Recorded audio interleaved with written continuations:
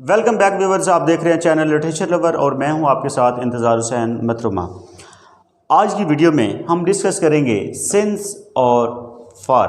आपको पता है present perfect continuous tense, past perfect continuous tense या फ्यूचर परफेक्ट कंटीन्यूअस टेंस में हम सिंस या फॉर का इस्तेमाल करते हैं। यानी परफेक्ट कंटीन्यूअस का जो भी सेंटेंस होता है उसमें हमने या सिंस लगाना होता है या फॉर लगाना होता है। तो हम सिंस कहाँ पे यूज़ करते हैं, फॉर कहाँ पे यूज़ करते हैं, ये हम आज की वीडियो में डिस्कस करते हैं। फर्स्ट ऑफ ऑल तो आपने ये याद रखना है कि जो सिंस है वो हमेशा पॉइंट ऑफ टाइम के लिए लगता है। यानी जहाँ पे हमारे पास पॉइंट ऑफ टाइम होगा वहाँ पे हम सिंस लगाएंगे और जहाँ पे हमारे पास पीरियड ऑफ टाइम होगा वहाँ पे हम फॉर लगाएंगे। अगला क्वेश्चन ये होता है कि पीरियड ऑफ टाइम में और पॉइंट ऑफ टाइम में फ़र्क क्या है। आपने याद रखना है कि जब आपके पास टाइम की क्वांटिटी मौजूद हो तो इसका मतलब होता है कि वो पीरियड ऑफ टाइम है। फॉर एग्जांपल 2 सेकंड से लेकर 1000 साल, कई साल, ये हमारे पास क्या है, पीरियड है। 5 घंटे पीरियड है। और पॉइंट ऑफ टाइम का मतलब ये होता है कि आपके को जब एक सेंटेंस के अंदर जस्ट किसी काम का स्टार्टिंग पॉइंट बता दिया गया हो और उसका एंडिंग पॉइंट ना पता हो तो इसका मतलब है आपके पास टाइम की क्वांटिटी मौजूद नहीं होती।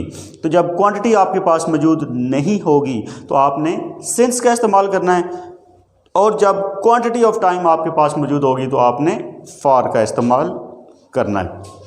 हम इसकी एग्जांपल्स की तरफ देखते हैं। यानी सिंस हमने कहा है point of time, morning. For example सुबह से बारिश हो रही है, तो सुबह से लेकर कब तक हो रही है हमें टाइम कंफर्म नहीं है, इसका मतलब है हमें एक पॉइंट बताया गया। It has been raining since morning, तो हम सिंस का इस्तेमाल करेंगे। इवनिंग, बच्चा शाम से रो रहा है। शाम से कब तक रो रहा है कोई आइडिया नहीं, कोई पता नहीं, इसका मतलब है कि हमने वहाँ पे भी सिंस का इस्तेमाल करना है। The child has been weeping since evening.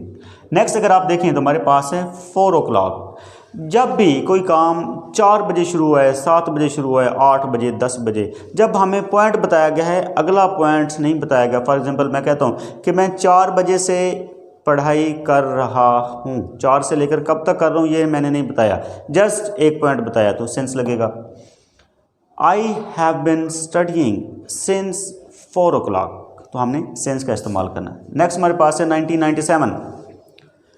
हम इस घर में 1997 से रह रहे हैं। 1997 से लेकर कब तक, टाइम की क्वांटिटी का नहीं पता, कितने साल, कितने दिन, कितने मंथ, ये नहीं पता, इसलिए हमने सिंस लगाना है। We have been living in this house since 1997, तो ये हमारे पास सिंस है।